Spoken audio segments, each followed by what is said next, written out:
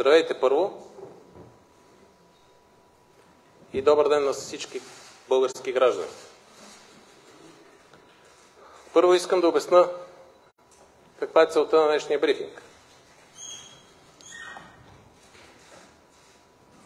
От миналия понеделник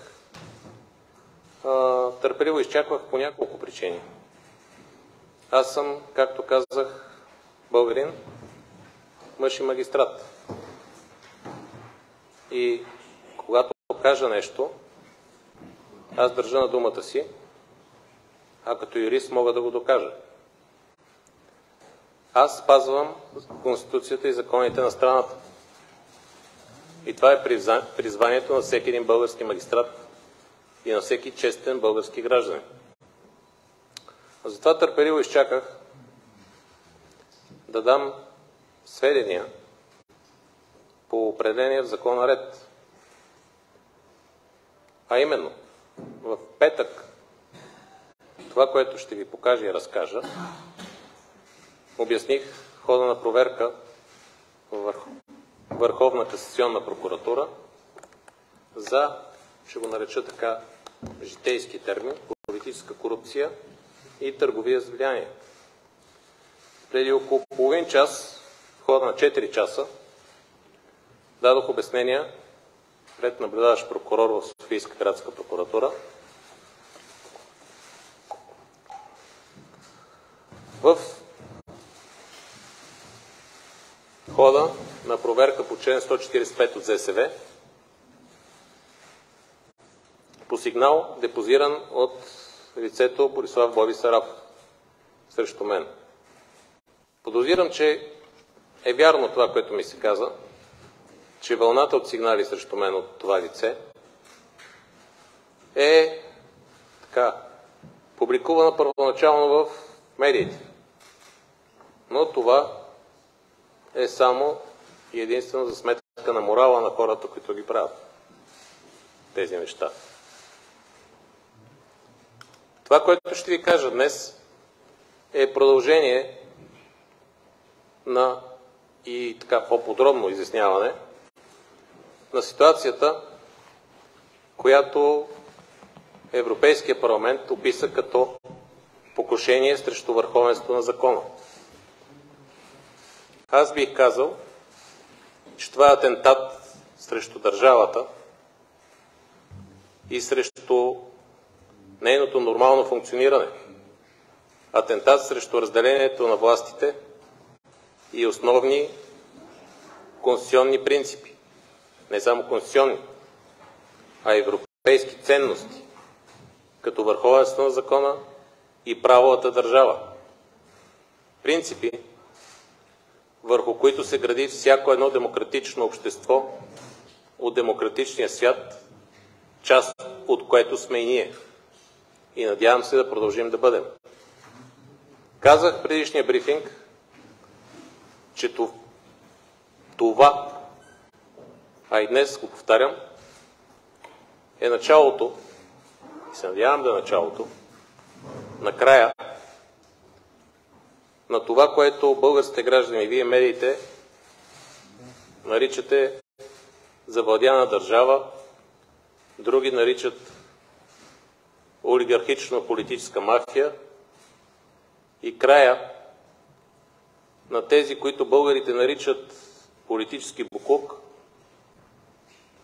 политическа мафия, престъпници и крадци. Това са определения, които дават българските граждани и вие медиите. Аз цитирам думи на българските граждани, които чувам ежедневно в цялата страна. Ще прощавате, но ще повторя някои от нещата, които казах миналия понеделник, за да е ясна цялата хронология на този заговор срещу държавата и атентат срещу върховенството на закона. Атентат срещу всеки един български гражданин, който очаква да живее нормално, а поради тези обстоятелства, които описвам, ние живеем по начина, по който живеем вече много години.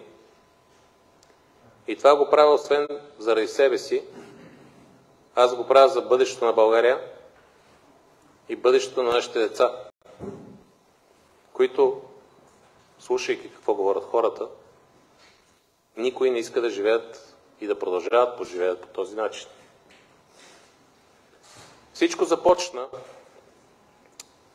може да започнало доста по-отдавна, но това, което аз си мисля, и поне видими белези, когато си заглавям схемата, да я наречем така, защото за мен това е престъпна схема, а дали е престъпна или не, ще се прецени от съответните магистрати в хода на съответните процедури според българското законодателство.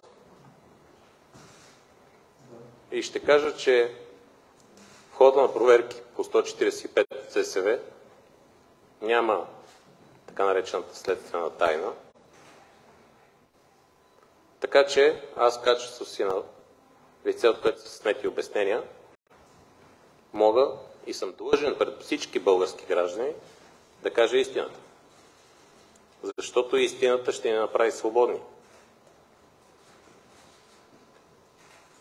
Втората причина, или поредната причина, да съм тук и да кажа тези неща, въпреки насроченото в четвъртък изслушване във Висшия съдебен съвет, е, че в хода на това изслушване няма пречки да повторя всички тези неща,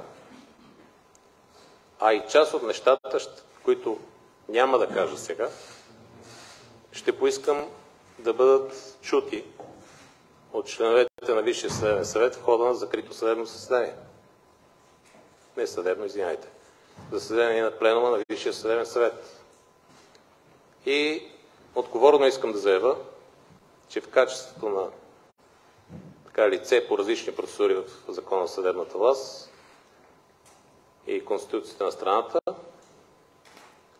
ще поискам отвод на част от тези членове на Висшия съдебен съвет, които може би участват в това покушение срещу съдебната власт. И затова ще поискам част от заседанието да бъде закрито. В интерес на престижа на съдебната власт. И искам да кажа, че не трябва да се срамува съдебната власт. Трябва да се срамуват тези, които направиха всичко това, а тези, които направиха всичко това, са може би тези, които българските граждани наричат олигархия и мафия.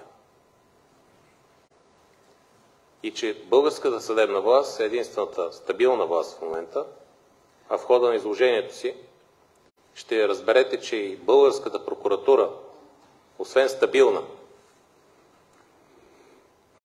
и единна, продължава да работи в интерес и само в интерес на българските граждани, при стриктно спазване на Конституцията и законите в страната.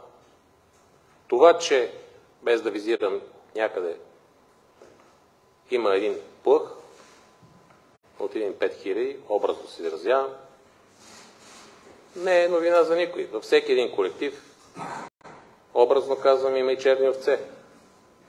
И българската прокуратура може да се гордее, че въпреки безпрецедентния политически натиск, включително и персонален, сега забравих справката, но имам намерение в следващите дни да я покажа, над 70 всякакви процедури, сигнали срещу МВР, срещу мене, срещу мои близки хора, срещу в КПКОНПИ проверки, в ИВСС, безпрецедентни процедури във Висшия съдебен съвет, в Инспектората на Висшия съдебен съвет. Това е всемогъщия и всевластен български главен прокурор. Това опровергава хибридните политически атаки и срутва мита както за всевластието, така и за това, че българската прокуратура пази или защитава някой. Факт е безпрецедентното политическо обединяване, което всички вие виждате.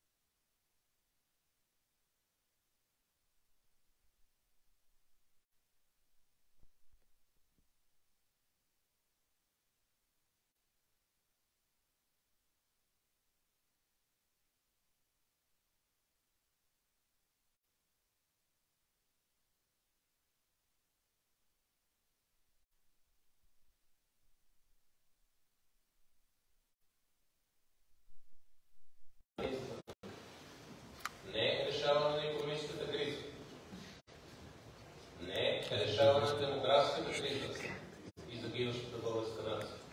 Демографска. Не е решаване на проблема на безбройните убити по пътищата, където се води война. Явно това не представлява проблем.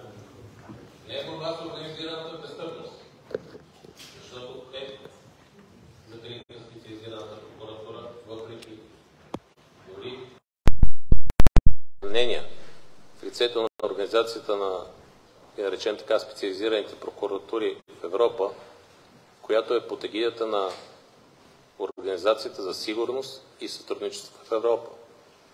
Резултата се вижда по българските улици. Бум на наркотиците,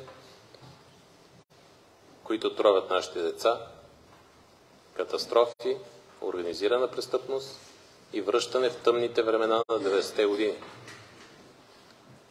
И ще кажа, че аз се гордея, че съм главен прокурор на Република България и зад мен седят моите колеги, които спокойно продължават да си вършат работата. Да си вършат работата в интерес на всеки един от вас и в интерес на българските граждани. В интерес на народа. Дума, която също сме забравили. Като много други. Като отечество, род, родина, татковина, чест, достоинство, мъжество, какво е предателство и други. Всичко започна за мен.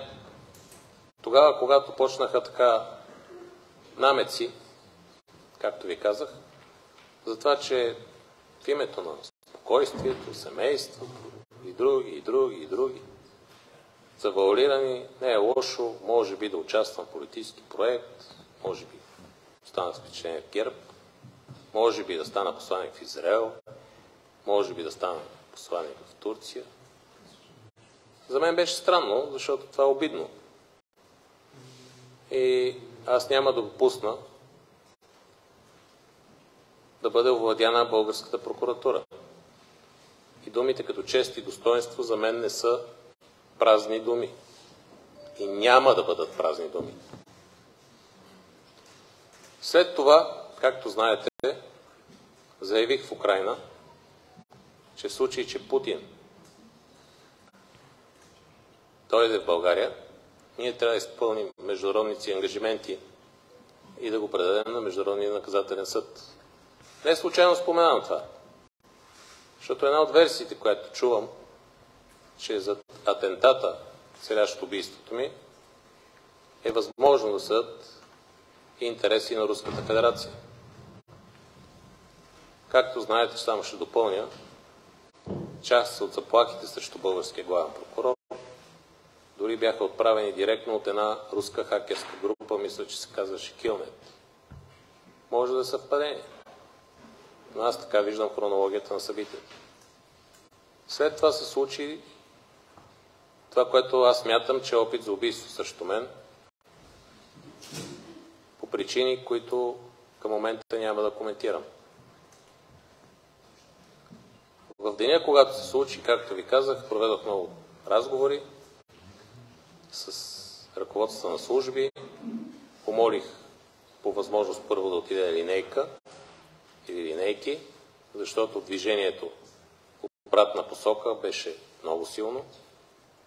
Малко преди и малко след взрива се разминахме с десетки, една след друга коли, които се движеха в обратна посока, защото деня вероятно беше хубав и хората отиваха на почивка, някъде се разходят. И предвид ситуацията, предположих, че може да има загинали и починали и наранени български граждани. Чудо е, че не пострада никой. Пожар работа. Нямам обяснение как това се случи. Освен, че това е, както и да звучи, божествена намеса. В следващите дни бях ангажиран с лични проблеми от семейен и всякакъв друг характер, включително и да осмисля въобще всичко, което се случва. Защото за всеки български гражданин, включително и за мен, би било така, меко казано, стресиращо такова нещо се случи, още повече в страна, част от Европейския съюз. Получих обаждане от колегата Ясен Тодоров, че е с експерт, който е един от най-добрите в Израел, който изживява желание да види, докато е светло, мястото, където се е случило, за да даде някакъв така предварителен анализ от негова гледна точка, каква е ситуацията. И аз се доверих с оглед на това, че познавам този човек. Включително бях на посещение на доста сериозна институция в Израел. Той е с доста сериозна биография и е един от най-добрите специалисти в държавата Израел. Както знаете, там, как да кажа, имат богат опит, за съжаление, с този вид престъпни деяния. Това, което казах на колегата, с който той е бил на обяд в този момент, на официално посещение по покана на Българската федерация на националистите, както става ясно от сайта ѝ, е, че трябва стриктно да се спазват изискването на наказателно-процесуалния кодекс и че няма пречка в случай, че причинят съответните длъжностни лица да извърши това, което те преценят в рамките на закона. В интерес на истината започна да се притеснявам сериозно, след като ми се предаде неговото заключение. Заключение в кавички. Това е един такъв предварителен суров анализ, защото без да влияе на разследването, всичко ще е резултат на събиране на доказателства, а и най-вече на експертизи, то сериозни експертизи. Както казах, аз разчитам на нашите европейски и не само европейски партньори, на Европол и на други служби. Не защото се съмнявам в българските експерти от отряда за борба с тероризма, а защото българската държава, българите и аз лично имаме интерес да се изясни този терористичен акт, нещо, което за мен е опит за убийство. Дали е така или не е така, ще покаже разследването и съответните експертизи. Това, което и се предаде, беше следното. Че мястото е много добро, той би избрал образно, казал, също такова място, завой, който се стеснява пътя и колата отива към бомбата и няма друг полезен ход. Че това е многоседмична или многомесечна организация на сериозни хора, професионалисти, че е виждал такива насочени взривове, така наречените в Израел, каза, и че въпреки факта, че в този ден съм бил с бронирана кола, аз не винаги използвам бронирани коли, ако ударът е бил, може би след секунда, във вратата до шофьора, където беше охранител, или в моите врата или стъкло, той не може да каже какъв ще бъде резултат. Въпрос на експертизи и математика. Отделно, без да съм професионалист, там имаше, може би, ръка или канавка. И ако взривната вълна директно беше ударила, пак казвам, това е лично становище, като непрофесионалист, колата, не е ясно дали нямаше да се преобърне или дали от взривната вълна нямаше да има поражения вътрешни по хората, които бяха с мен. Също въпрос на експертизи. Не съм казвал и във Фейсбук има ясно изявление, което се наложи да бъде пуснато в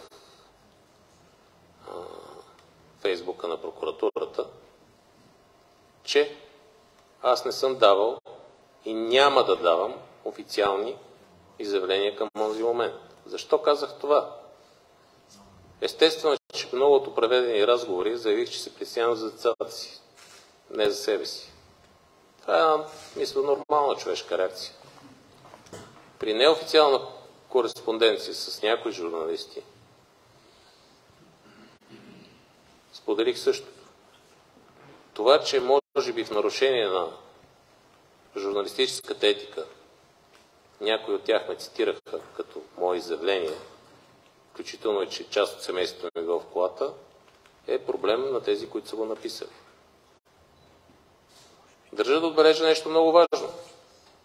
Още от момента на тръгването им в държавата Украйна, а и след това, през цялото време, до тази неделя, главен прокурор, изпълняващ функциите главен прокурор, беше лицето Борислав Боби Сараф. Тоест няма как аз, докато съм командировка и не изпълнявам функциите на главен прокурор, да наруша каквито и да е служебни задължения.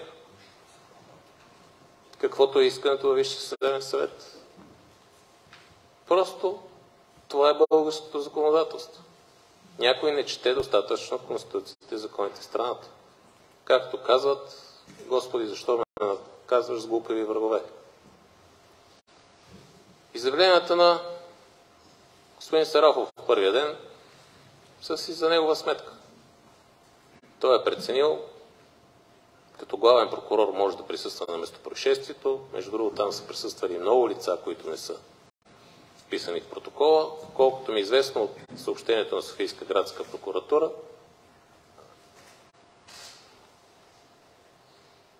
израелският експерт, аз би го нарекал един от най-добрите специалисти в тази област, както искате го наричате вие,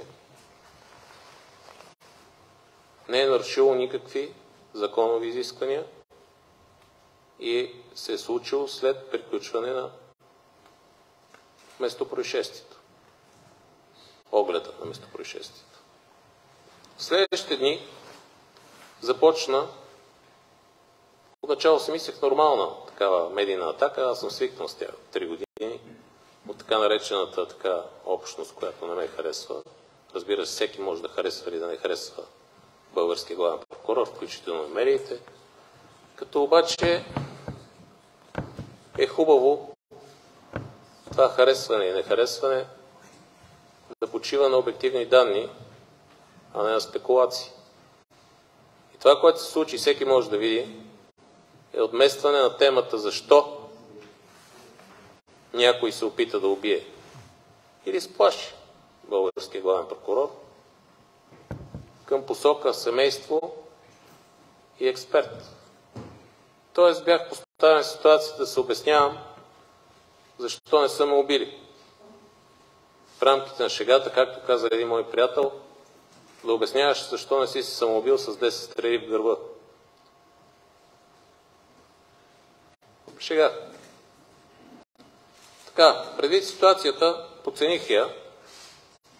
Бях решил да се погрижа на първо място за близките си, което за мен беше важно, тъй като българската държава в лицето на определени институции заяви, че няма възможност бързо да реагира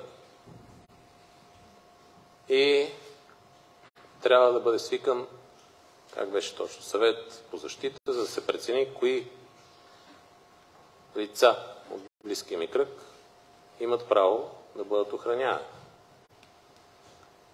Реших да не променям програмата си, за да не показвам, пък и не ме беше страх.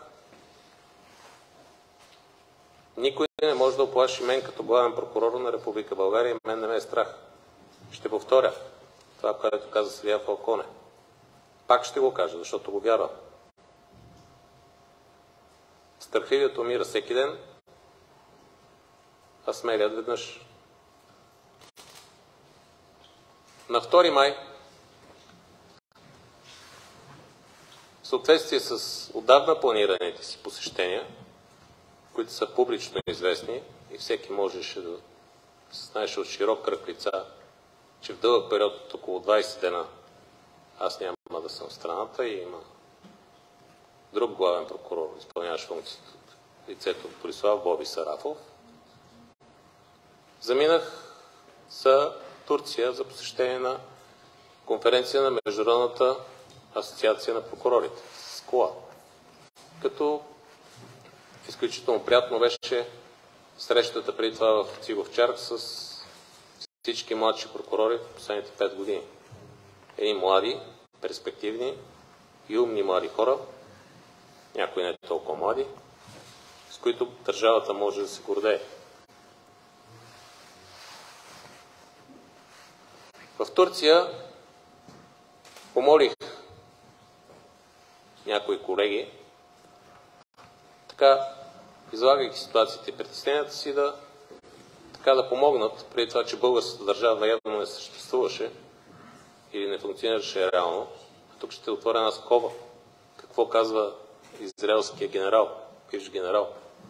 Той предказа следното след атентата. Ако вашата държава не реагира веднага,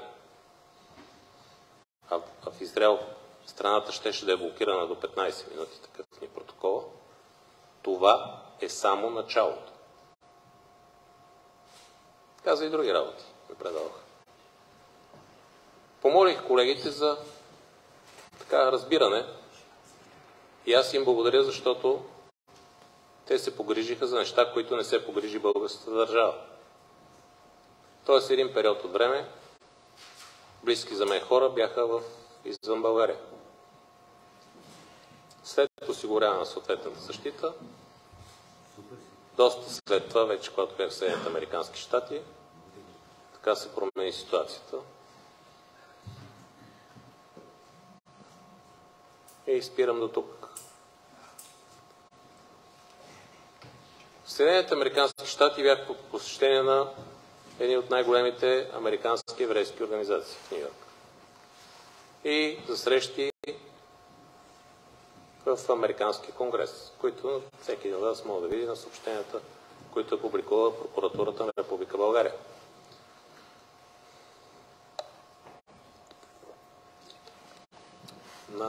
Беше неделя, точната дата сега не мога да възпроизведа, ме посъветваха от дирекция публична комуникация, предвид развилата си истерия и така, тази медийна атака, мръсна медийна атака, или объркана медийна атака, или подведени журналисти, не знам.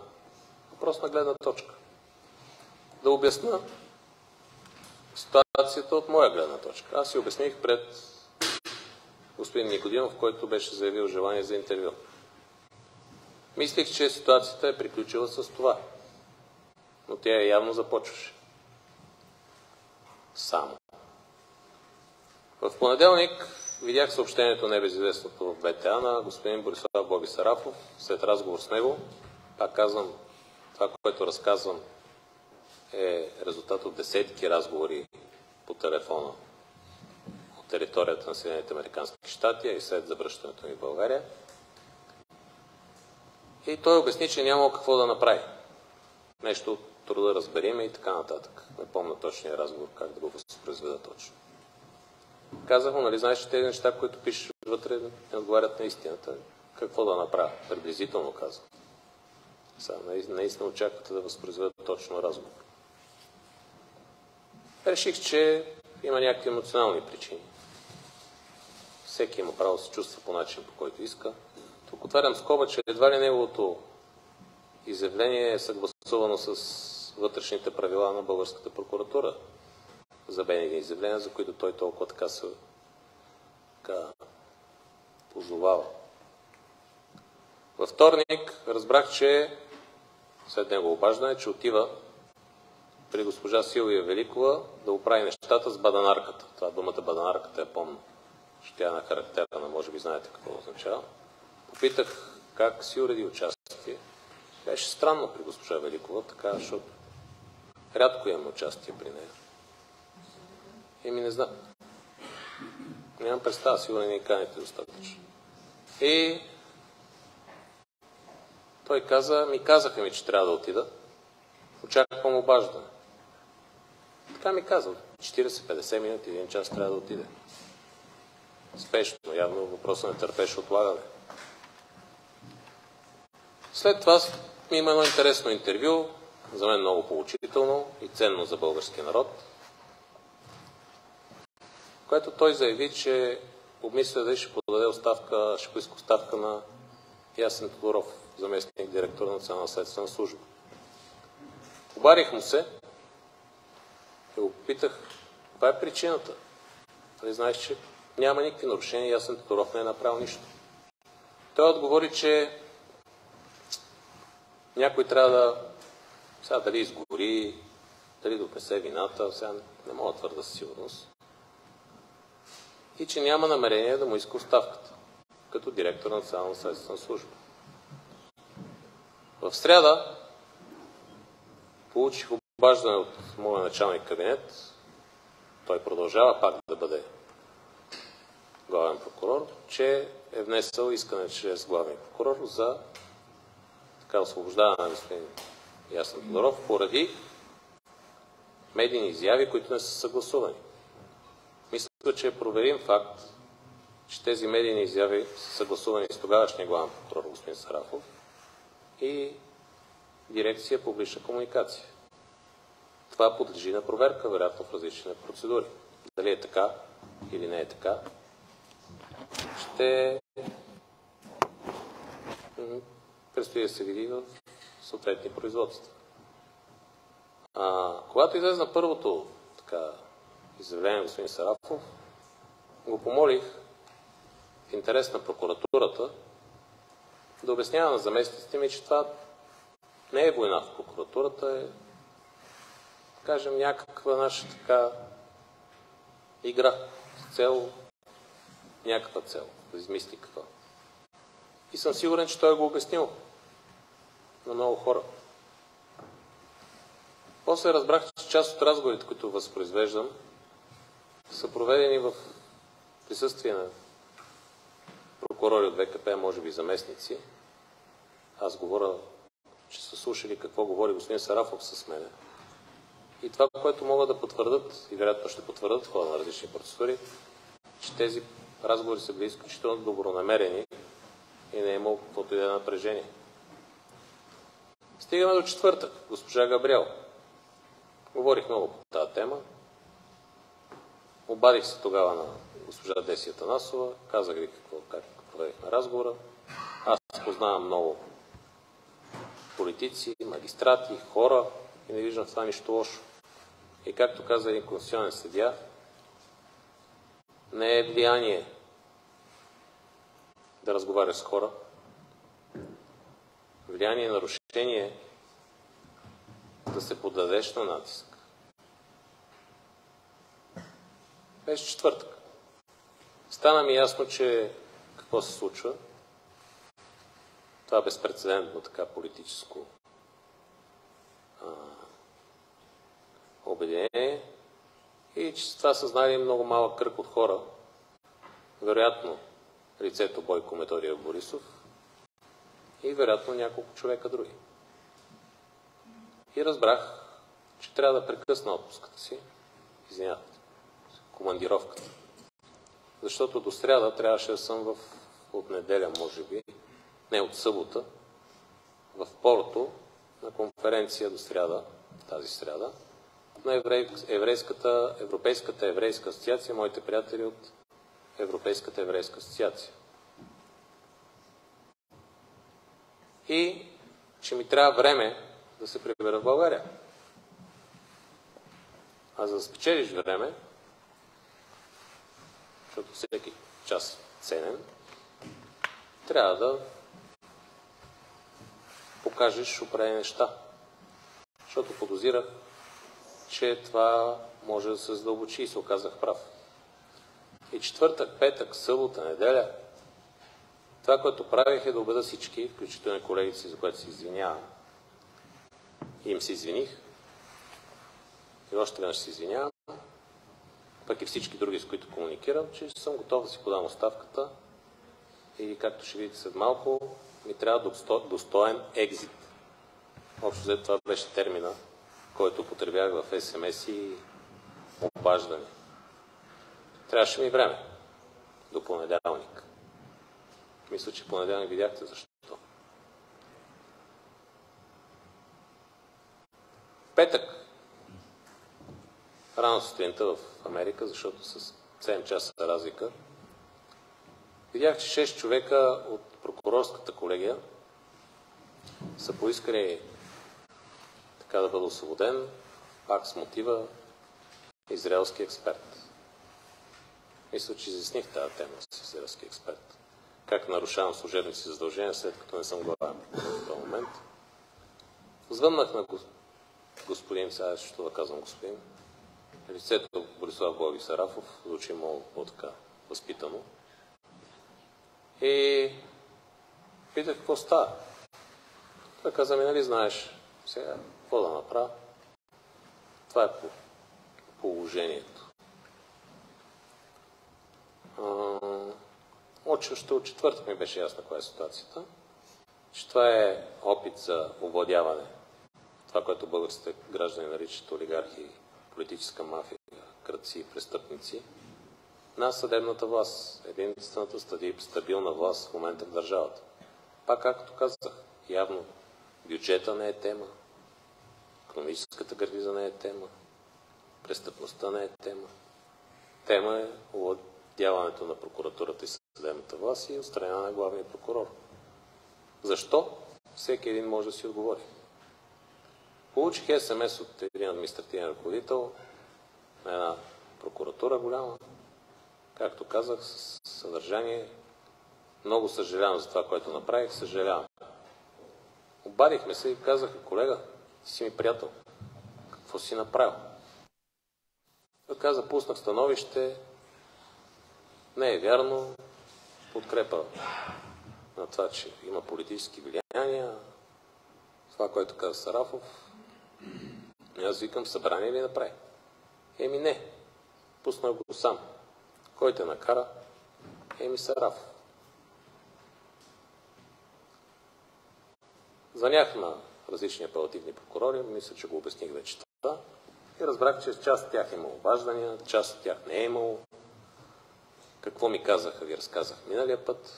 Обадих се на господин Сарафов, му казах нещо приблизително, че това съсипва държавата, институцията.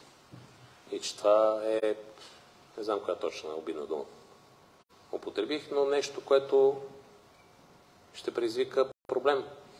Защото много прокурори ще излезнат и ще кажат, че въобще не са били уведомени. Никой не е бил уведомен и мисля, че това е ясно с съответните становища, които мисля, че вчера или онен ден бяха публикувани. Той каза, добре, спирам или преустановявам или нещо от този род. Каквото и да е там точно. След това събота вечерта се прибрах на аерогара София. Получих едно заплашително писмо, което ще видите, че ако не си подам оставката от 10 часа, понеделник, някой ще натиска копчето Enter. Но да натиска каквото иска. Delete, Enter, плюс, минус. Въобще не ме интересува.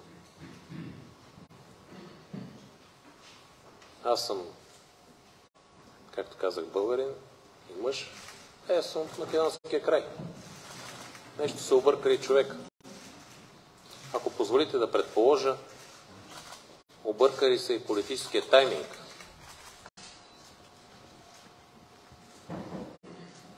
Защото ако искаха да превземат съдебната власт и частност прокуратурата, трябваше малко да изчакат. Вероятно, може би, да направят правителство. Така предполагам. И след това да правят това, което правят. Но явно са били много сигурни, че си подам оставката. От петъка проведох много разговори, пак от територията на Съединените американски щати, с много хора, магистрати, членове на Висшия съдебен съвет. Кой още? Обикновени хора.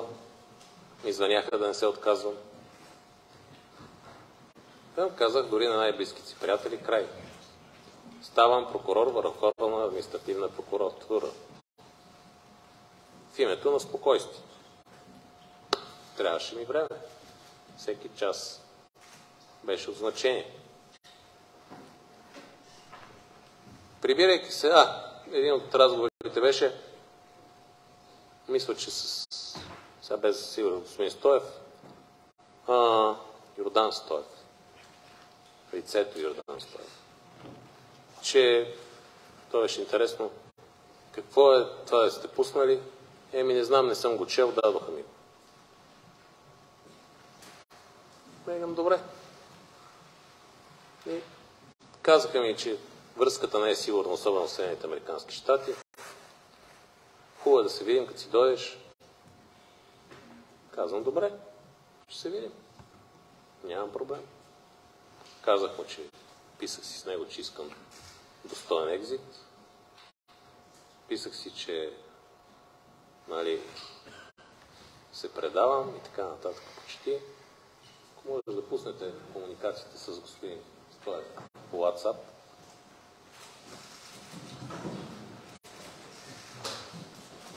Между другото, още на 11-ти получих този СМС. Голям проблем. Всички обединени, шанс минимален. Кои ли са тия деца обединени? Пише Йордан Стоев от Висшия съдебен съвет. Казахме, че не сме говорили. Спрямо с информация, както виждате, 1, 2, 3, 4 разговора. Като се върна, ще го мисля. Трябваше ми време. Петък, 12 съм получил този СМС, разбрахме се да упоменеш в молбата ВАП. Мисля, че добре на първо време. Така, чакайте, после ще пуснете другите. Виж за някакъв стоен екзит, какво ще рече? Тоест, вие го молите той да проучи. Мисля, че обясних. Трябваше ми време. Това са такива СМС съм изпратил за много хора, че искам достоен път за отстъпление, че нямам право, че... Естествено. В момента, в който никога не съм си мислил да си подавам оставката, заплашвам от някакви, може би, бокуци. Може би. Така. Това съм обяснил в хода на съответните проверки.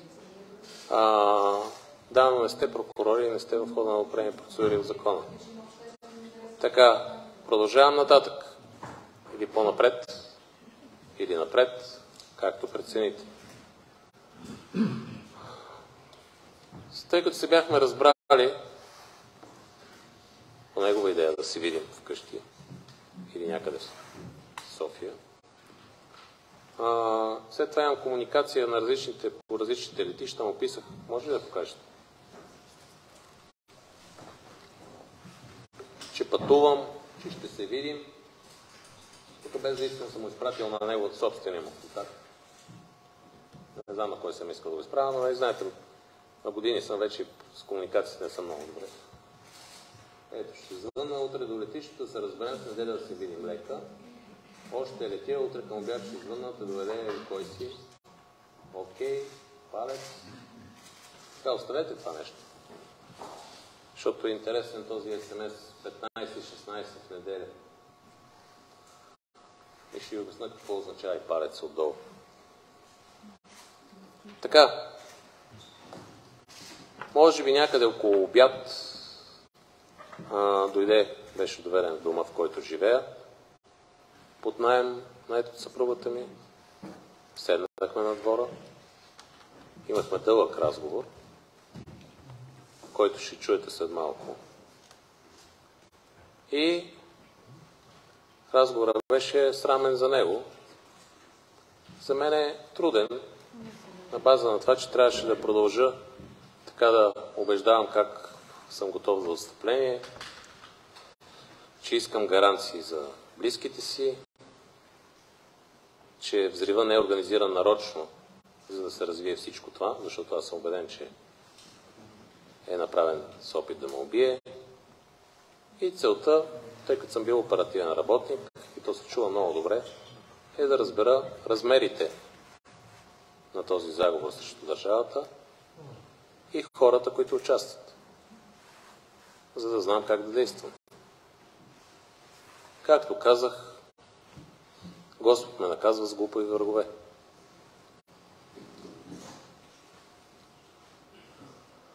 Разговорът беше доста дълъг, така че едва ли мога да го възпроизведа, пък и ще го чуете.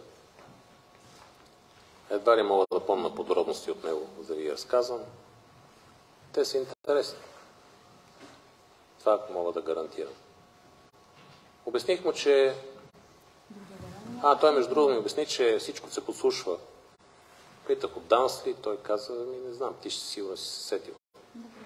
Сега, кой ме записва, кой не ме записва, кой ме слуша, български служби, чужди служби, аз не се притеснявам. Защото няма какво се притеснявам и се страхувам. И в хода на разговора го уведомих, че ще помоля господин Ясен Тодоров да си подаде оставката, за да не създава проблеми. С ясното разбиране, че няма да го помоля. Господин Ясен Тодоров после дойде при мен, обясних му каква е ситуацията. Беше много забавен разговор. След това уверих по телефона господин Сарафов, че господин Ясен Тодоров ще си подаде оставката. Той ме увери, че сме приятели, продължаваме заедно, бориме се, там прегрупираме се и не знам още там какво се случи. Този запис има някъде по медиите. Кой ме е записвал, да дава обяснения. Аз мога само да подозирам. Но това, което мога да гарантирам е, че поне на прима виста, доколкото помня разговорът, е автентичен. След като приключи разговора, му казах, че той каза, че отива да поиска гаранции на всичко, което трябва.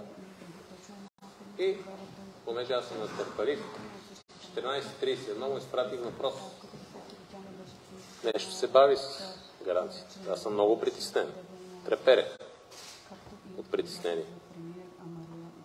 И получих 15:16, всичко окей, в същата минута съм изпратил палец. Каза да затвърда така психичното си състояние и желанието да стана прокурор в БАБ. Бихте ли дали кореспонденцията с лицето Бойко Методиев Борисов? Не. Сигурно не е истина. Кажете. Но изпратих. Окей. Това е в 12:59. Явно разговора с Стоев е приключил по-рано. И получих усмих. Явно нещо човекът е весел. Не знам защо. На мен не ми беше много весело. Така, какво се случи следващите дни? И преди да чуете разговора с господин лицето Йордан Стоев от Висшия съдебен съвет, от квотата, не знам коя политическа партия вече. И тук отварям една скоба. Моето мнение, ако ще говорим за съдебна реформа, е, че във Висшия съдебен съвет трябва да има само магистрати, избрани от магистрати. а не политически влияния, които индиректно, а сега брутално се опитват да овладеят съдебната власт и може би да установят държавата, каквато съществуваше преди 1989 година. Тук ще отворя една скоба.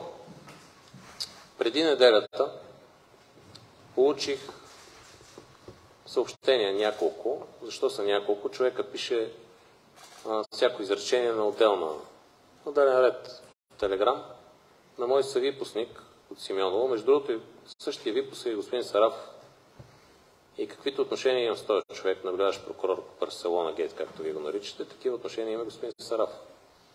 Аз нямам лични отношения с него, виждал съм го няколко пъти, 10. Първият път от 1994 година го видях, когато дойде в специализираната прокуратура, а веднъж сме били на почивка в смените в Циговчар, където почиват много прокурори. А между другото, в прокуратурата има много ясно правила за ползване на базите. И там много ясно се отбелязва кой, кога отива и дали си плаща и колко си плаща. Това в темата с битовизмите, там с броенето на кучета, връбчета и всякакви други, до което стигнахме в този понеделник, които са за сметка на, как да кажа, достоинството и съвестта на някои хора, ако имат такива. Достоинство и съвест. Ще продължа с този мой анализ, а всеки от вас може да си прави изводите.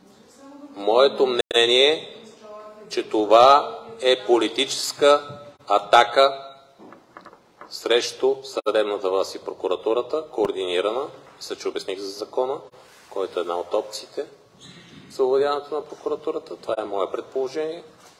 И че българската съдебна власт няма от какво да се срамува. Могат да се срамуват една малка група от хора, но хората са различни. Едни имат чувство за срам, други нямат. Едни имат чест, други нямат. Едни имат достоинство, други нямат. Всеки носи отговорност за себе си. Аз имам чест и достоинство и съм българин и мъж. Сега други какви са, определено не са такива. Вечерта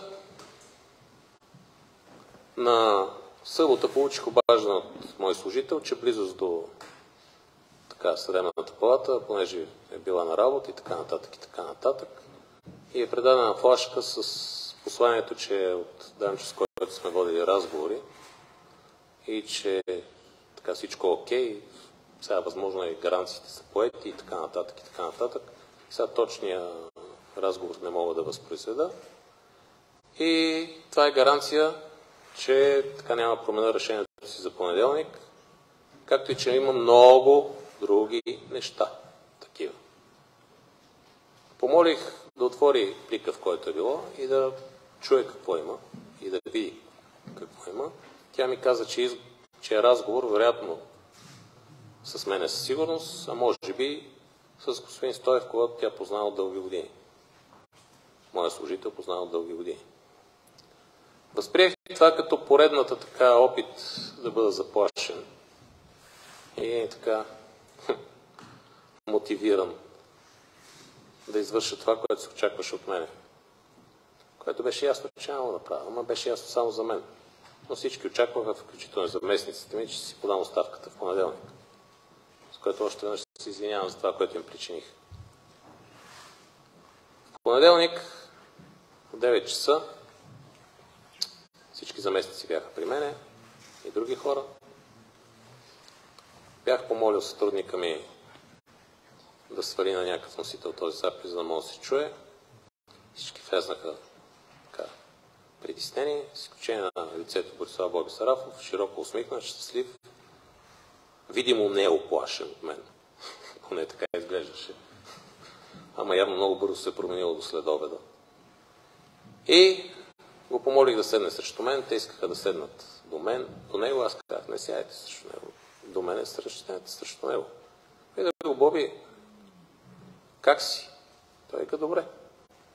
И викам, ще видим да си добре. Той вика, ще видим да си добре. Викам, добре. Еди, кой си? Би ли ми дала телефона, защото записът беше свален на един телефон. И му пуснах запис. Пред всички. Държа да отбележа, че този запис съм пускал след като са ми снети обяснения на десетки административни ръководители в страната, защото бях длъжен да обясня на всички колеги какво се случва. И да го чуят от първа ръка от мене, а не интерпретации и лъжи, разпространявани по медиите с цел дискредитация на прокуратурата. И ще продължа да го пускам на колегите.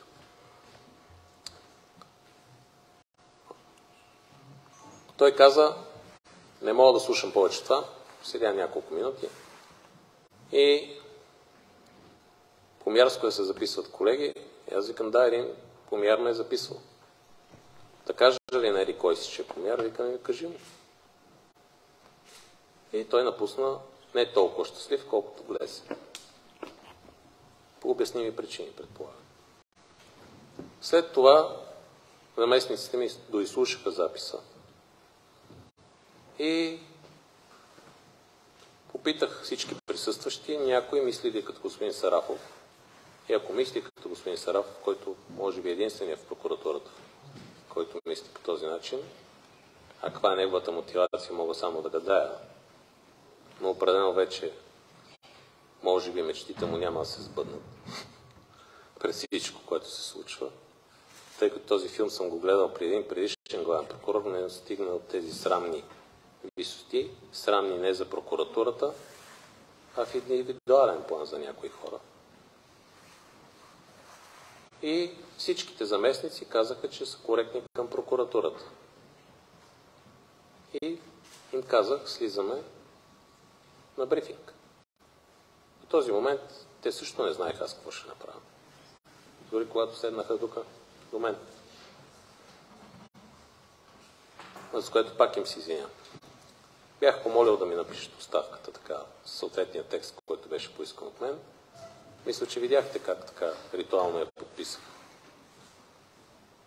Пред вас. Какво се случва след това? Господин Борислав Боби Сарафов излиза на брифинг, четейки, треперейки, колко е заплашен от господин Гешев. Аз се чувствам много заплашен от Лидия Иванова. Това е шега. Се чуда дали не поискам защита. Ама така, не знам дали ще ми увеличат защита, защото тя е доста сериозна в момента. Се чуда дали не поискам една молба при господин Зарков, че се чувства много застрашен. Сега по какъв начин му осигурена и на какви законови така, основания на господин Сарафов, не мога да кажа, но аз се радвам, че господин Жарков така го защитава. Ще ви кажа защо. Получих в същия ден, кога беше понеделник, може. Да, понеделник след това, така обаждани от няколко журналисти и различни хора, така с предположението, което не е вярно, което ме притесни, викам, този човек да не би нещо да се организира, да стане и после ще излезе, че си го направил ти. Сега това, нали, е конспиративна теория, ама така леко ме притесни. Успокоих се, като сутринта разбрах, че има сериозна защита, а по-късно разбрах, че даже едва ли не КПП в Национална следствена, която проверява всички коли, отварят багажници. Това дали е верно, не знам, не съм ходил в Национална следствена служба, така казах колегите, че са възмутени. Надявам се човека да е притеснен искрено, а не да е притеснен от нещо друго, че нещо, което е планирано, не се е случило. Не мога. Предполагам само. Не мога да го твърдят това нещо, но с такива случаи човек предполага, мисли, всякакви мисли му минат през главата. В следващите дни той депозира множество сигнали. Доколкото разбрах, останах с впечатление, че първо са изпратени на медиите за Висш съдебен съвет. Не знам в инспектората пуснал ли е сигнал срещу мен в градска прокуратура с забавни юридически основания. Основното е, че аз съм го бил записвал. Чудех се защо го казва, след като знае, че не е така. Мога да изкажа само предположение. Има трайна практика на Върховния касационен съд, че телефона не е специално разузнавателно средство и това не е престъпление. Това е трайна практика. И на него би трябвало да му ясно, защото все пак е юрист, мисля. Не, мисля съм смигурен, защото сме завършили заедно. И гарантирам, че дипломата ми е истинска и неговата също. И на много други, които сме завършили, които са съдии във Върховния касационен съд, Върховния административен съд, нотариуси, съдия-изпълнители и какви ли още не, адвокати и кой ли още не. И моето предположение, надявам се да не е вярно, е на база на това, че някой смята, че ако този запис бъде показан, ще се каже това, което се твърди и се развива вече, за да може първо или да не бъде показан на българските граждани, или ако бъде показан, да се твърди, че има нарушаване на българската конституция. Но пак слаба юридическа подготовка. Много слаба. Защото когато става въпрос за засягане на устоите на държавата, на държавното управление, ако щете атентат срещу държавата, тези ценности, висши в Конституцията, имат приоритет пред личните. Още повече, че аз съм записван, а не обратното. Причината да кажа тези неща е защото, пак казах, във Висшия съдебен съвет ще поискам част от заседанието да бъде закрито, за да кажа още неща и да обоснова защо ще искам отвод на някои други членове на Висшия съдебен съвет. Надявам се да се провери обстоятелството дали някои от тях са подписвали така нареченото искане за отстраняването, докато са били в Пирогов.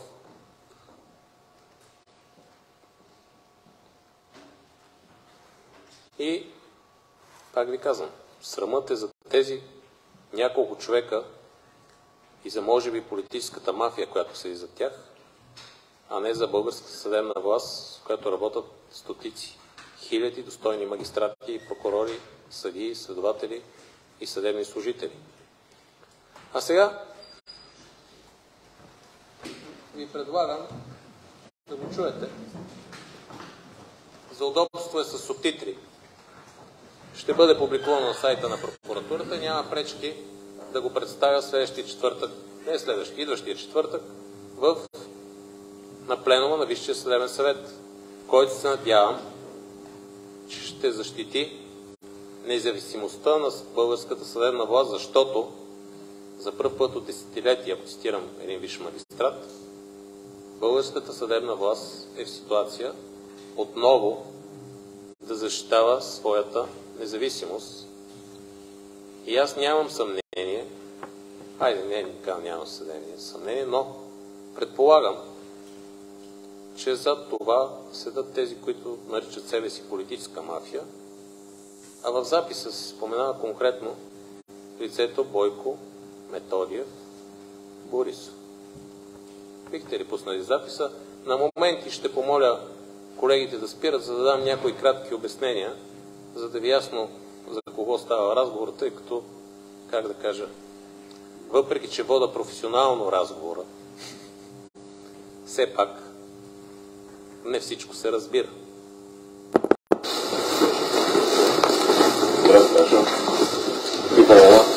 Ти друга за да ги спореждате. Чек си заметиш. Не,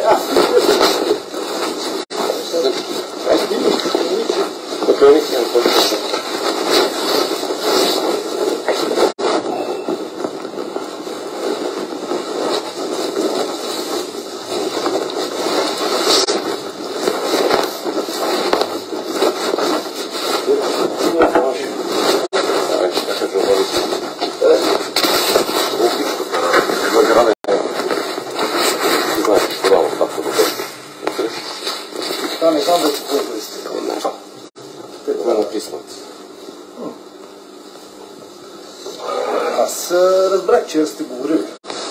Нашия приятел. И колкото разбрах, там казва се. Колко не съм говорил?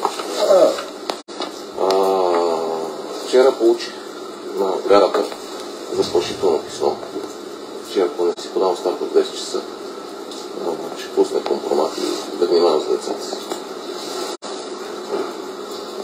Не, сега ми казаха съвсем друго. Затова идвам, защото той това, което иска, вика 100% гаранции за... За кого? Аз не интересува какви трябва да са гаранциите. За тебе, за съпругата, за децата, за всички. Сигурен съм. Защото аз правя гаранцията, че нямаме тресна седмица. За това защото знам за какво става. И даже, нали, чисто технология като технология. Как да стане, нали, че като се пусна в понеделник, във вторник се пусна да вкараме две точки, има спорен въпрос. Чисто технологически е, дали в нали, пленума е така, защото направо едното да се гледа и преназначаване. Колега, спря пленуми колегия. Тук спориме дали трябва колегията или пленума може да го направи това. То няма май разписано. Колегията той те не. Това ще го изговоря с понеделник с Магдалинчев, защото гледат Магдалинчев час ли? час. Това е трябва той по-голям. Това е трябва той по-голям. И това прави. Аз ти казах по телефона. Представете, това, което ние го направихме, идеята на телевизатора беше покръпено от свободната политика. Не е верно. Трябваше да го пуснат и даже беше казано в понеделник, че ще ли да го пуснат. Те го преместиха и за петък искат. Само, че неговото ще бъде малко по-друго. Персонално ли ви как? Персонално ли ви как? Знаеш колко става? Естествено, нали? Ама знаеш какво е проблема? Поне дигни телефона, кажи здравей, ще се видим. Ни Дамянов, ни Кърчев, къма ни оттам се предавия. Ти знаеш, че са малко лъжи. Трябва да имаш и... Дъгата станала, но трябва да имаш и достоинство. Аз не отговарям да се... Вие не знаеш, Петро, защото аз не го спасих кой да оживя. Той не знаеше. Те са на Кюстендил, човека. Те бяха на Кюстендил.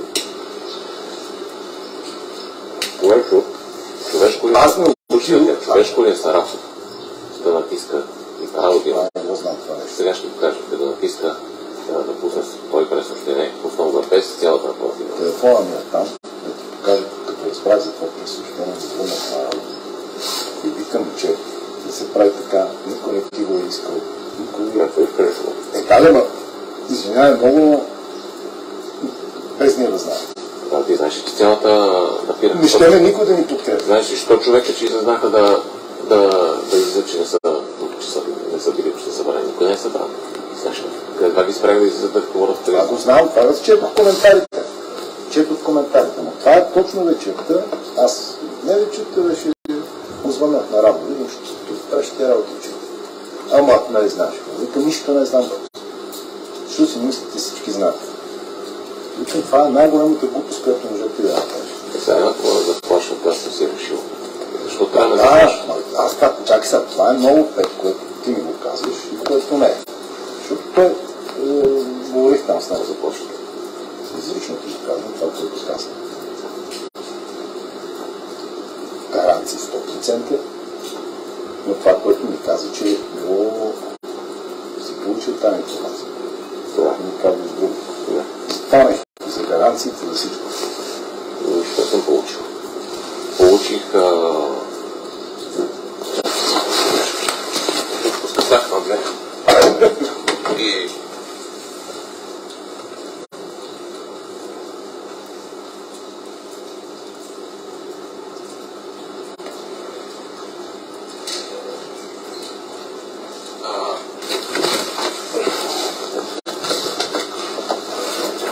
Това са гаранции. Знаеш ли гаранции ще получиш някакво? Аз не съм се съмнявал. Нали знаеш тази цялата приказка? Няма ли наказано това? Изключим ентера, горе-долу. Горе. Това не го писам. Нали,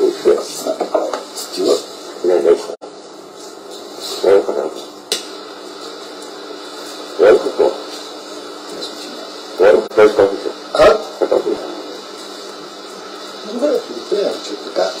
Аз това си го пресъздам, не знаеш, че радио отивам, това го давам. За това нещо. Но това, което беше излишно. абсолютно. Това е глупост, защото съвсем по друг начин ще говорят нещата и съвсем друго се прави. Ще нямаш нужда да плащат след като си му казал.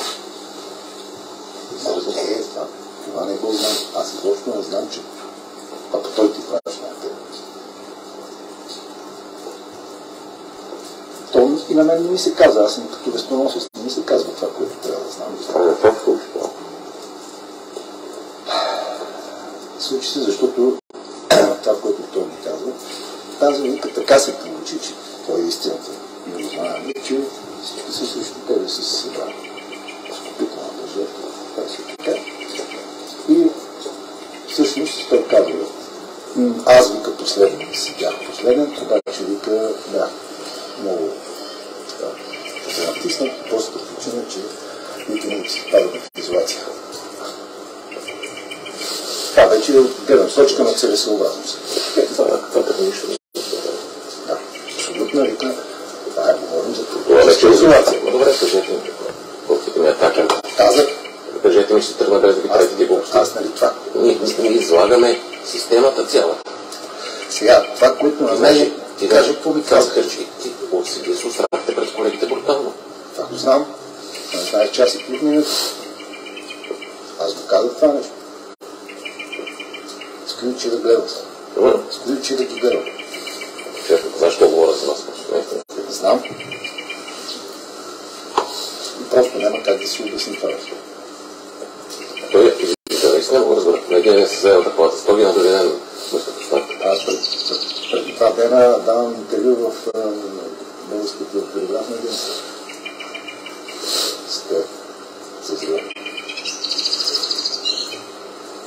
Калинка излиза. Евгений излиза. Излизаме медийно. Нали, мога да не си ги следил тия работа. Не съм ще си Да. Човек, не мисли, че аз нямам оферт. Аз съм 2 дена преди това. Излизам от детя на армите. Не. Когато имахме колегията, мисля, че в срядата. В срядата работа за петя. Получава се това. Разбираме изказването на тая кажи европейката. Според мен това е, искам да ти кажа, целта да бъдат против. Моята глава е целта да бъдат против. Това не мога да ти кажа, аз много си го мислих, но мисля, по-скоро те ми взеха темата. Това беше техната тема, която ми обединяваше. След четвъртък. След четвъртък го разбрах. Да. След дървел. Кой е написал това? Да, глупост. Аз това не знам, беше ми казал. Жоро се беше подписал за първо. Хубаво, това го писал.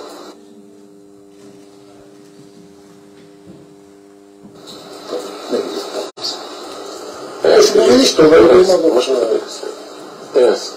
Нали за тебе няма коментирам, аз имам мнение.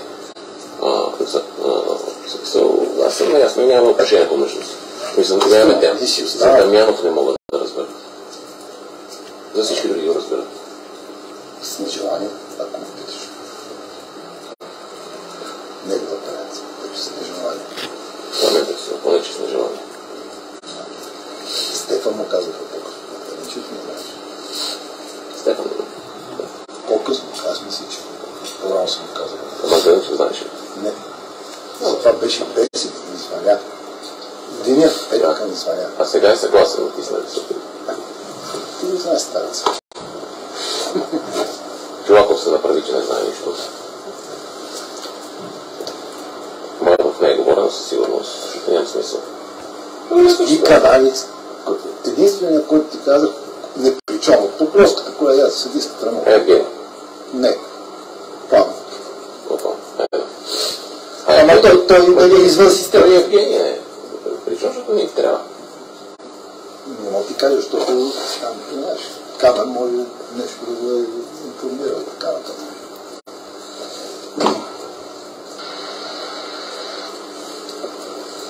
И това, но за гаранциите излишно ми казват и това казват. Един монтажи. Просто има един момент. Това, другото, което технически беше, нали, ти отпуск имаш ли? Имам. И да нямам, имам не платя. Да. Просто един месец, на който се отпишат нещата. А другото, което е, не можеш да мълчиш. Трябва да изгледаш и да кажеш нещо. Просто разбира. Не да си подати това. Да ти си подадеш, но всички случаи, но това, което нали, като идея по-скоро, или това не знам какво, че мога да кажеш, че се прекъснали за семейството, чисто логично подбуди. Видял се, че всички се обръщат срещу тебе и в един момент казваш, че не искаш ти да си разделителната линия на държавата, че искаш да запазиш прокуратурата единна, че се що си.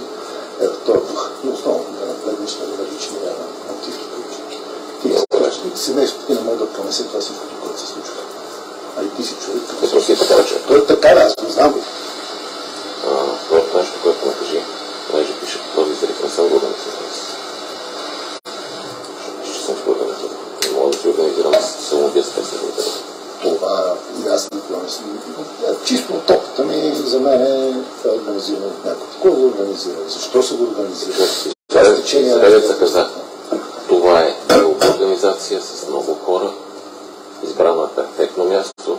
Ако те беше ударило, не мога да гарантирам, че нямаше проблем. Това акумулира зрителна на статия. Преди 10 дена барете се тренирали с 0,5, само че с паничка, не с съчни, и се направили мазало кола. Верно него. Това пробира с тия американци, като се жертва военни, такъв акумулиран с 5, 0,5 пробира на харта. Не, аз и ти ще видиш в тя на моите идеи. Аз това казах. Значи, когато искаш да плашиш и да сценираш, няма да сложиш съчми. Метал. Когато сложиш метал на съчми, идеята не е да плашиш. Идеята е, че да убиваш. И второто нещо. Това е чисто логически. Казах, без да познавам фактите, без нищо. Искам да ми гарантира, че не са го сложили те. Тук мисля, това, което схванах, че не е. Така. Интересуваме гаранции за семейството и за следващите нещата. Това ми каза изрично. Гарантираме да ме гарантира, че това не са го сложили те, защото това не свърти в главата. Тогава това променя всичко. Разговорите, които аз водих. Защото това, което пише афера, ако четеш това. Това не съм учил. Афера пише как това е много правилно, защото да се развие цялата ситуация. Сега, последствие всичките ще навържат едни работи, ще направят едни логики и така нататък. Всеки може да отида теориите на конспирацията, от как си иска. Това казва. Той си е в червата прокурорите, като иска да си стане такъв. Аз ти го казвам, че проявя, че ще си го представи си такова човек. Какво си спеде на това? Цял целият живот на това. И затова, но просто сещаше защо не е БКП, има как да се съберете двама. А кой ще сложи типе? Това не знам, защото това не е Машев. Боли така в отцапа, че ще си го дадем. Той свърши. Да. Според мен той е приключил тук. А какво мислиш как? Виж се, като сте команда, че освобождава. Не може да ме освободи. А как ще избере нов?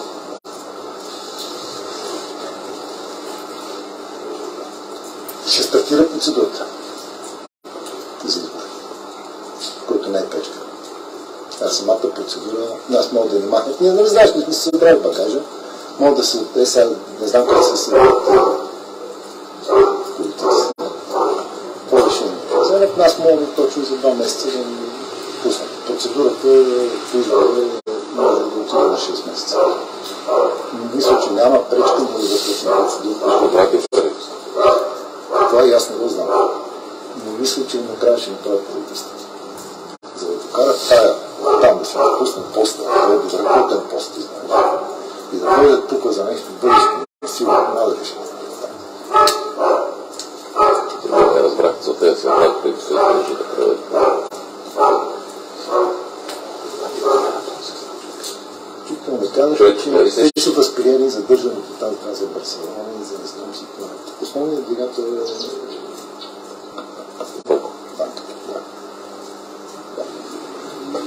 Да, еди какво си, еди какво си, еди такива работи.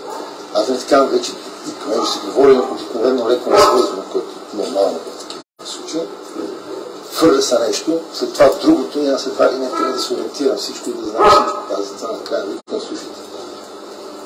Отивам, казвам, гарантирам, гаранциите се дават, технологично нещата казвам как се свършат. Технологично се случва с последния начин. Подавам си утре. Да. Утре 10 часа излизам. Викам едите, казвам, че съжалявам, че и после подавам си оставката. Излизам на отпуск. Да. За да не давам после допълнителни обяснения. Това да го карам по медии да се срамувам. Ще срама да е веднъж. Да, аз това така, то няма как без да кажеш като. Не обръзнеш на личния мотив и това е. Така, казвам, че съжалявам, че съм работил в интерес. Че искаш, да, и че искаш точно това съжаляваш. Подавам обаче да ставаш прокуратурата. Прокуратурата да може да се запази, да не разбира прокуратурата, да не се ти. Да, и оставам в прокуратурата работа целият живот като прокурор, се подавам обаче за върховна административна прокуратура. Това всъщност е в молбата, като пуснеш за оставката, може да напишеш да бъде преназначен прокурор. Това е, защото не те събираме с отивна на места. Не е ВКП. Си не искам да гласувам това след. Не, в една стая. Да сте... Някой от заместниците участва. Не, те нищо не знаят. Аз по-мене влях преди една. Тя търпели по тук си. Не знае на кой не бе. На Маша вчера, че си тихо, че не дадем. Те са спокойни, повече Маша да тихо. Аз им казах да са спокойни, че по-той те ще са добре, защото те вика на тебе. Ти човек как ще се вика на мен след тебе. Супер. Не казвам, се спомня, че се видях в кой беше.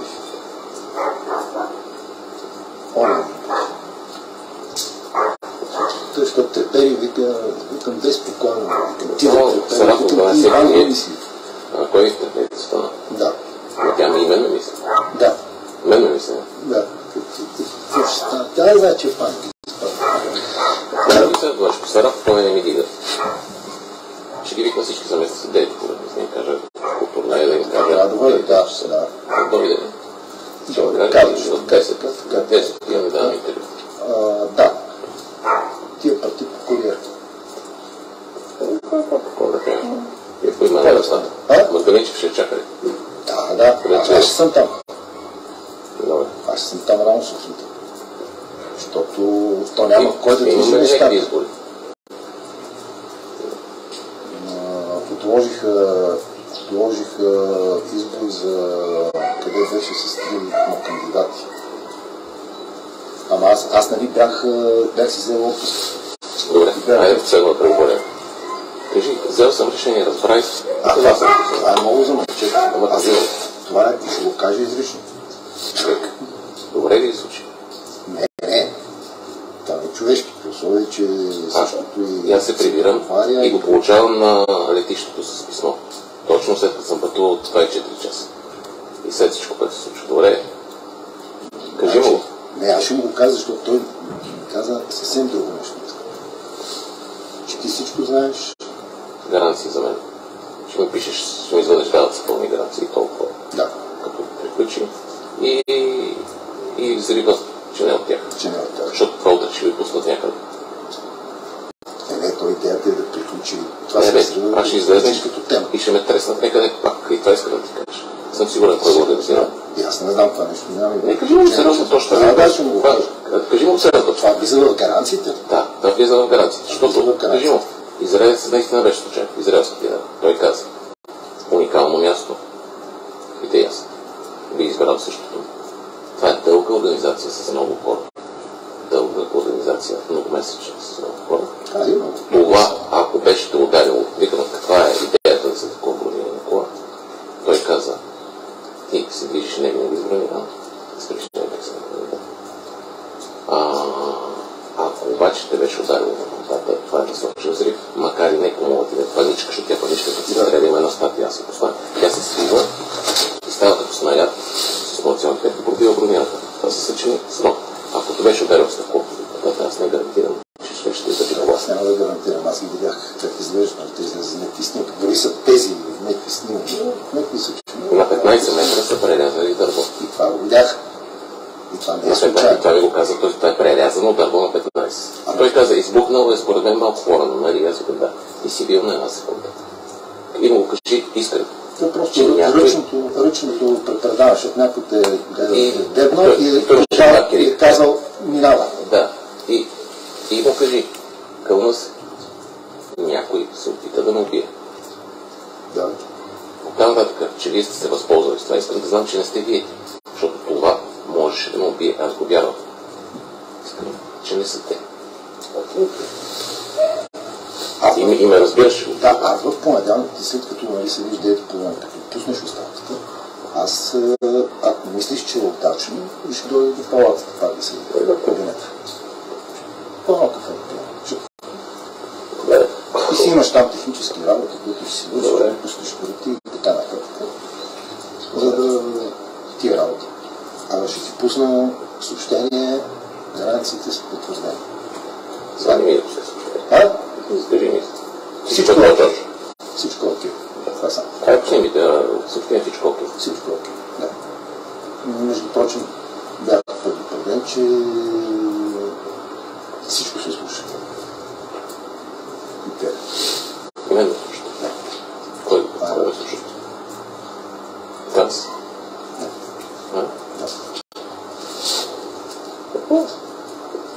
Да ти го кажа.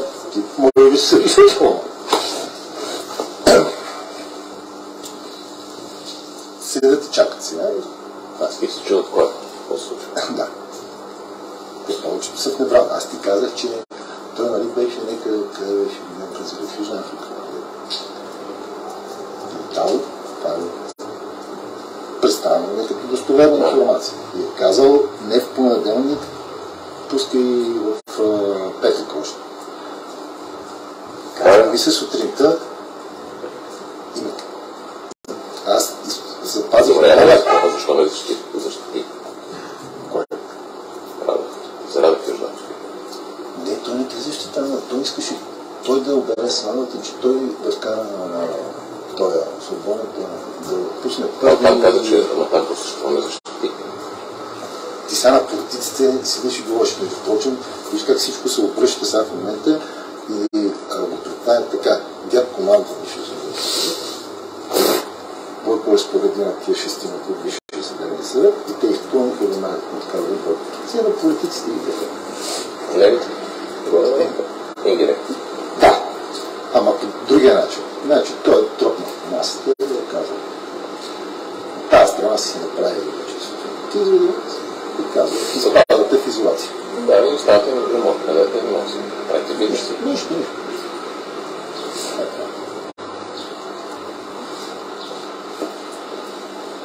Казаха ми друго. Ще ти било предлагано голям пост. Това посланник си взел и посланник в Турция. Аз казах, това са глупости. Това беше само така най-общо казах. И казва, че била твърда гаранция. И той с един вид иска да ми каже, че ти не си изненадал. Тази тема е била говорна с теб. Човек беше казал след. И сега, да оберем напрежението. Първи удобен момент трябва да следим с сега. Това е устроено. Не знам, казвам, няма да се. Той е изготвиран, използва го и скарите. Но, и аз викам, окей, съгласен само с работа, защото му имам доверие. Той ме предаде първата. Това в БТ. Да, това приказка, да ти е казал, вика, нали, за Матей или от кой беше, преди да пропеят. Това става. Но, и така, по листи има различни варианти. Ще правиш партия, но ако искаш партия, ще го Израел, Турция, Израел, това е странна работа. Това беше разговор. И те казаха, Бойко Забе, да не се отказва.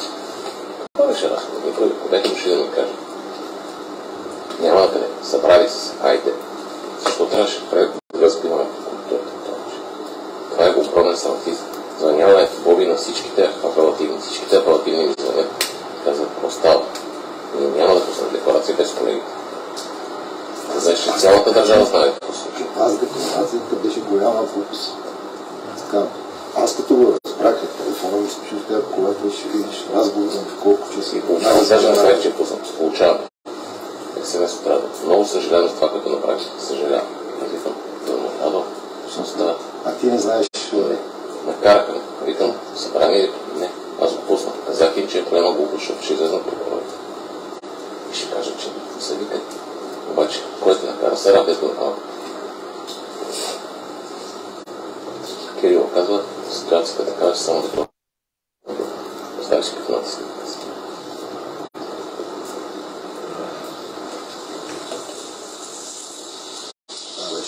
Не сега ще имат на това. Ти нас. Аз го знам. Човек, това е лошната система. Ти да познаеш какъв си кажи му знака, който дава следния. Използваш един човек и го изтъкаш приятел. Ще научиш нещо. Всички тези хора, които ще те се подписаха в програми Сарафов, знаят, че са използвани и свърли. Какво мислиш? Просто аз съм най-малко съпротивление, защото никога не съм искал да знаеш какво е време. Аз не искам тия големите простори. Аз си викам от апелативна се Аз това си говоря изкуство. Сигурен си, че ще мине това да отстранява. Кое? Отстраняването на това ме страна. Толкова съм помагал на всички. Башко, но бе. Сега, ако трябва да ги броим, значи смята от при нас къдеца, няма да има никой. Не, че отпаднято и Евгений ще се ако аз написам. Това е ясно. Но аз няма да писка се преда. Ако ми се хубава се радва. Не, че се бие и църква ще страшно. С конкретници. Няма никакъв смисъл, да. И прокуратурата ще справи, защото и държава. Чисто техническо. Това е. Ама да се спират. Спирен бизнес. Отивам и казвам. Финансите, това е моя тема. Те ще могат да знаят това. И темата се взрива. И се взрива. Иска се нервис. Това наистина ме не научува. Човек, просто. То просто не се прави така мога да амбицираш човек, не мога да го изпреща. Аз отдам смисълта. Да се припозна обаче, да не се припознах с доброволеца. Това е. Много динамично развиха нещата. Ще ме изчакат. Добре, така ще Иван да обясня. Явно е станало, не знам какво е. Така, тая, не знам дали гледат интервюта, първата работа, която каза, беше ти.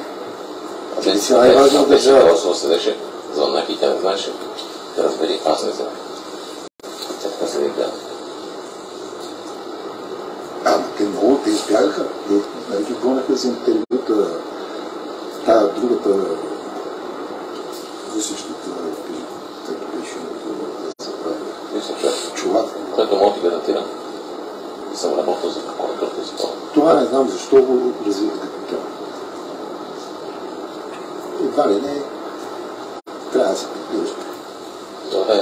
Да си някакви контакти, беше споменат гарата, беше споменат. Аз съм приятел от 9 клас. Да. Кой му дава на него, не знам си какви съвети, хора, говорите, ти разбираш в един момент фактология, давате някаква фактология, която аз наистина съм запознат. Които ви споменат.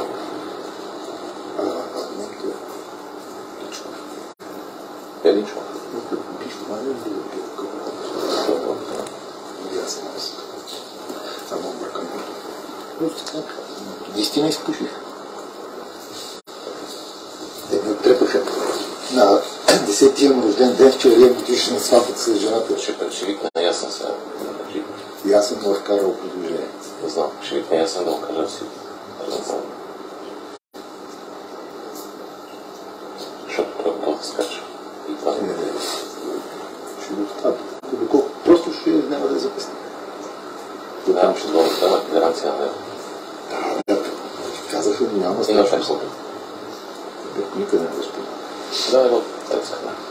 То не е за препърка. И да не го заместиш. И си. Да ги мачкат. Няма смисъл. Аз мисля, че те няма да закачат Пламена в сигурност. Да закачат Краси Филипова, няма да закачат Маша, да знаеш да жива аз. Тя е малко. Да, сега дали ще запасят. Не знаеш, какво е, но аз души. Аз го реши. Наистина, моля. Аз си харесвам. Но просто няма. Аз харесвам заместници и не искам екипа ми да посваря. Не. Няма да няма. На тях това има. Просто няма. Това е някакво стратяващо такова. Се го решили. На черешето. Юруш не го направиха даже попаране, че както ти казвам, защото имаше хиляди безбразни начини. Честно ще говоря. Мисли съм се. Аз съм коментирал. Много си мисли, че когато ти зачисти тия пътували, които ти правят програмата. Ти планът, ти си от 20 дена в България. И отказът ти. Да. То някой път трябва да завърши повече. Аз не съм направил нищо. Аз работя в България. Казвам тук. Това трябва да отида да го свършиш, за да може да пусне постоянно, за тия си сигурен, защото всичко ви си налага да почне всеки. Така го направи. Аз си викам в света на намеря, аз съм човек с здравословни проблеми. Защо ти знаете? Тия на другите са мишки. Да. Те викам гърни. Да няма в замена за Япония. Да. Вие трябва да сте. Според мен жена му във вас Чуваков казал, че няма проблем жената. Да, това е нещо.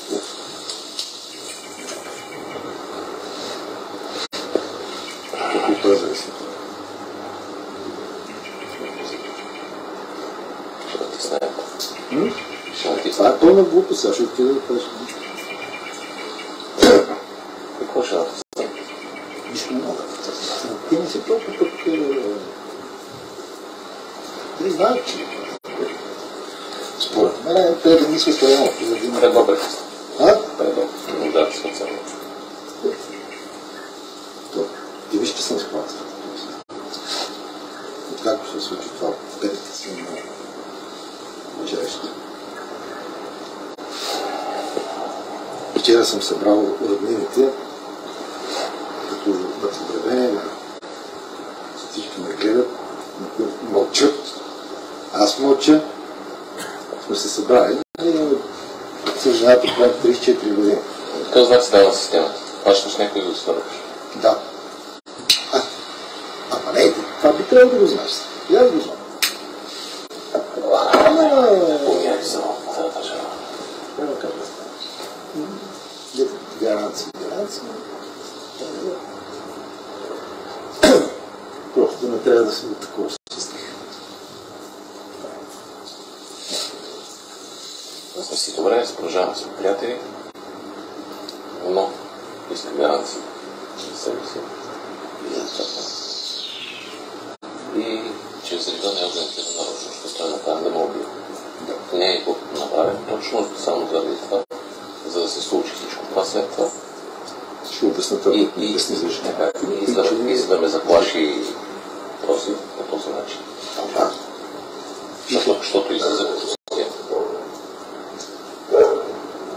Аз закония. Знаеш ли не? Аз съм справил, като... Не знаеш ли да решил да ме тресне, просто се използва да му. Знам да аз не. И аз съм се дистанцирал. Те мене, нали ме плашиха да чуя. Техни думи.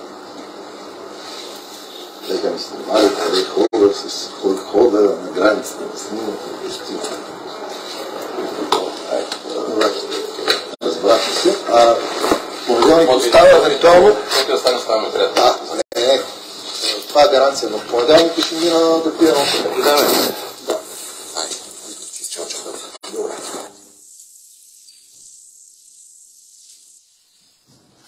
И ще продължа от там, където спрях.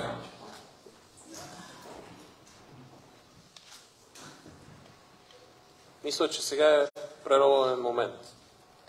Момент, в който съдебната система трябва да се очисти от колкото и малко да бяха до момента, но все пак са видими политически влияния, основно през политическата квота в Висшия съдебен съвет. Така.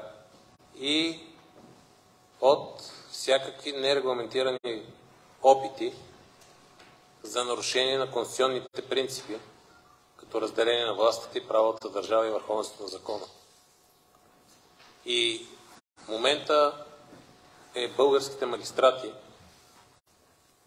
да покажат, че са независими и няма да позволят нарушение на основни конституционни европейски ценности.